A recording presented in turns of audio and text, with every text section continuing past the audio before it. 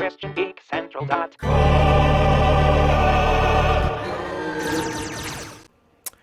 Well, my editing skills are crap, but can the same thing be said about 2018's Freaks? Stick around and find out.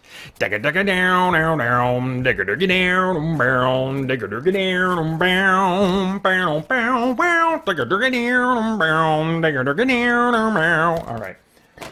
Hey, I'm Peter Franson from christiangeekcentral.com and Spirit Blade Productions. This is my uncut review of Freaks from 2018, not to be confused with Freaks from 2019 or Freaks from 19. I can't remember how old that movie is. There are at least 3 different movies, probably more, that use the word freaks as the main word in the title or as the sole word in the title.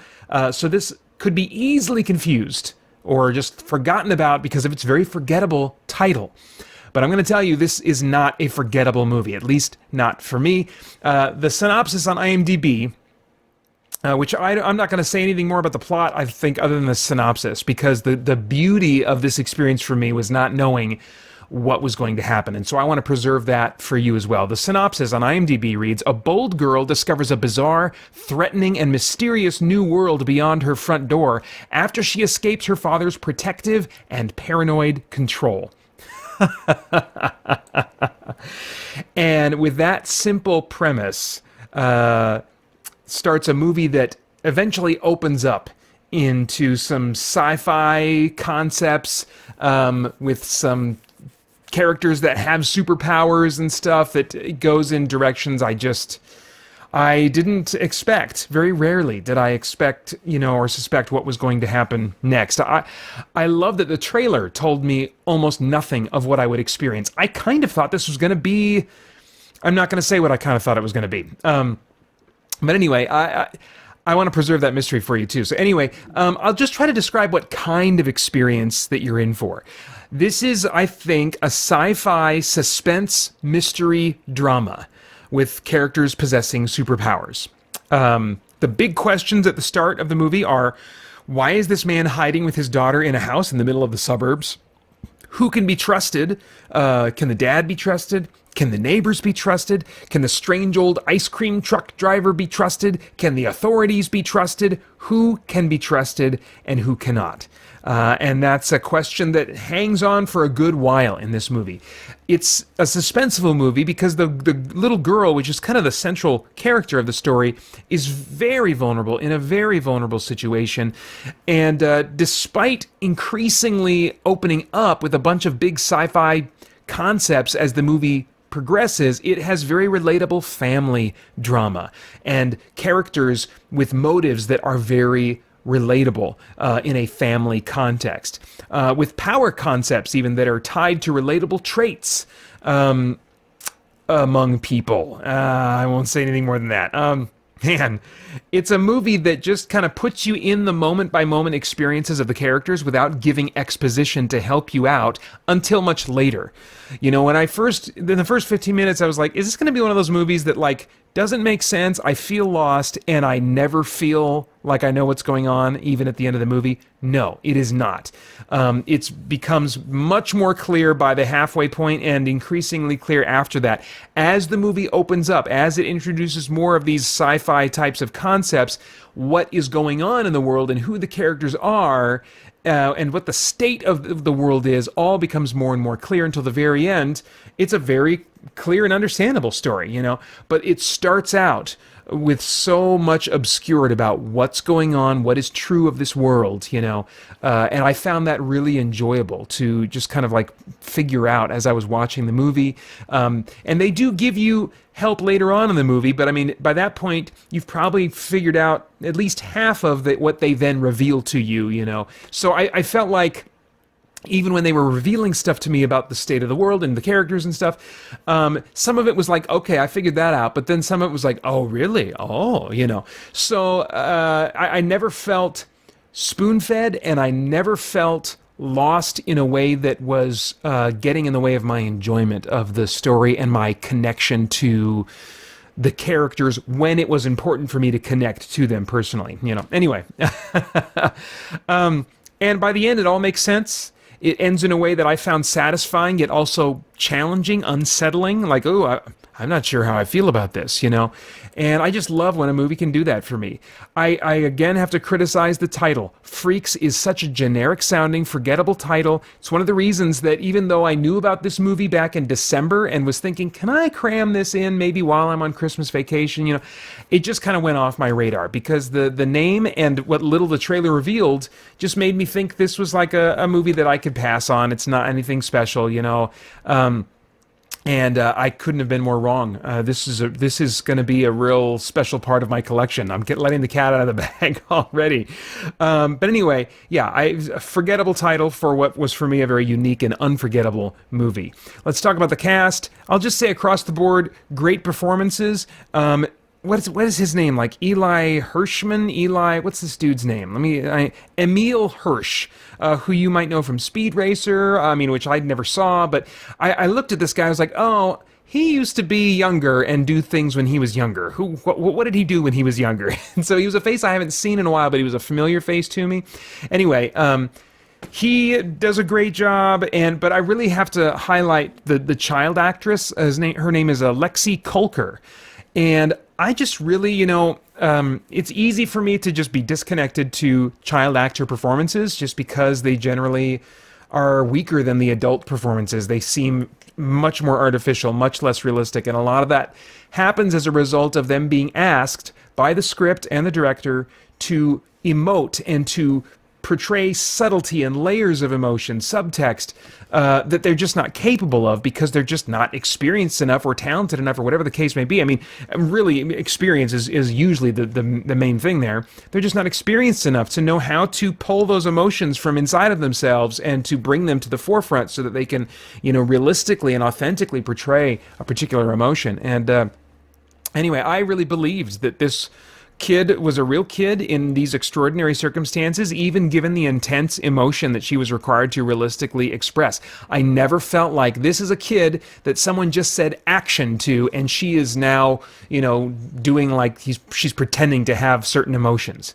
I felt like, she seemed very authentic to me, and I really, really appreciate that. That can go so south for me when you hang a movie on a child actor's performance. And this movie certainly does hang on her performance, but she was great as far as I'm concerned. The visuals, okay, so this is like an indie movie, presumably a very small budget. And maybe less than $1 million. I'm not sure. It only grossed in the hundreds of thousands. I mean, it's a very, very small movie, I think. I mean, hopefully it is. Looking at it, I just sense that it was a pretty small budget. Visual effects are sparse, especially in the first half. They also, when they do show up, show the budget of the movie a little bit. They look a little bit cheap, but are used sparingly and sometimes shown fleetingly in ways that really hide their weakness as well. They just show up to do what they need to do, and then they get out of the way. And most often, practical lighting and other, on-set ideas are used to portray the use of paranormal things, and the involvement of paranormal things, and various sci-fi concepts and stuff. And not in a way that feels cheap. It's kind of like a hide the monster technique, where in a horror movie, you're going to hide that monster, and you maybe progressively reveal it over time, and then there's one big shot at the end where you see it in all of its full horror and splendor, And it's a similar kind of vibe for this movie. They really go subtle and with the visual effects, and sparingly with the visual effects, and they ramp up more toward the end. And even at the end, they cut some corners, they do some things so that those powers can be portrayed. They'll see like characters reacting to powers, in effect. And that might sound cheap when I say, oh man, right at the big moment where we want to see what's going on, we're just seeing a reaction shot.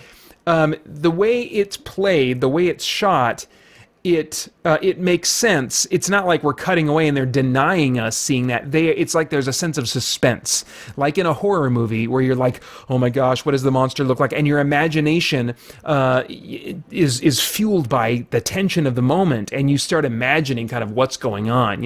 It's kind of like in Batman Begins, when you didn't see Batman like swinging all over the place, doing crazy acrobatic stuff. You just saw guys getting yanked off screen, and you knew it was Batman doing that, and you just imagined what he would have to do to be darting around like that, and you're just like, oh my gosh. And Batman is super cool in that moment.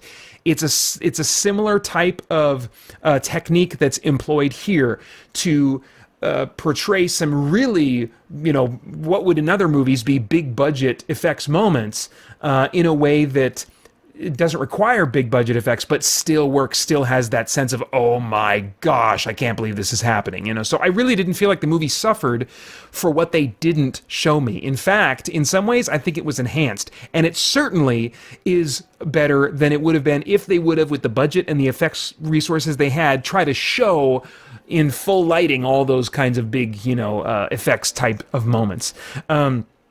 The movie and its events are contained on just a few different sets, but in a way that's appropriate to the movie. It didn't feel artificially limited. It felt very appropriately limited. Like the main premise of the movie is this girl with her father holed up in a house, and the whole movie doesn't take place in the house by any means. There's like at least, I want to say, 3 other locations that they go to, but a lot of it is in that house, and that makes sense for the story. So it doesn't feel unnecessarily stifling, and there are still events that are happening on a massive scale. This movie is about this whole world and what is true of this world that is very different from the world we live in, and they just do some clever things to give you a sense of the massive scale of the events of this movie, despite limiting what you see to just a few different sets and a handful of characters. So it's really, really well done. Let's see here. Let's talk about the themes just a little bit.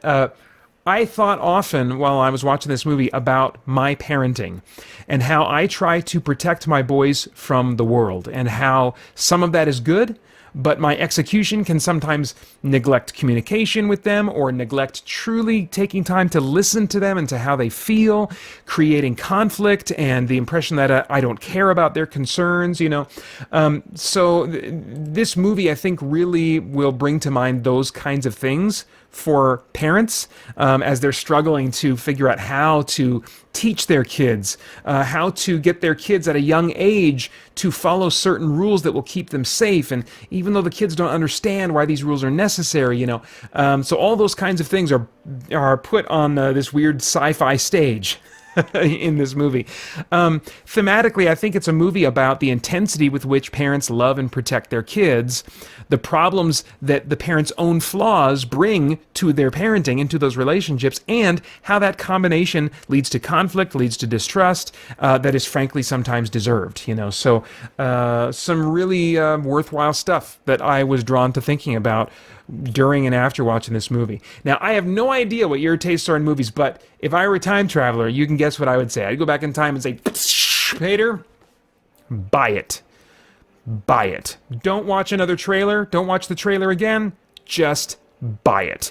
It's that kind of awesome movie with big sci-fi concepts and equal amounts of intense drama with characters that you care about. And on top of that, it's a movie whose direction you can't guess at almost any given moment and leaves you feeling challenged at the end of the movie, to parse through the morality of the flawed but relatable protagonists.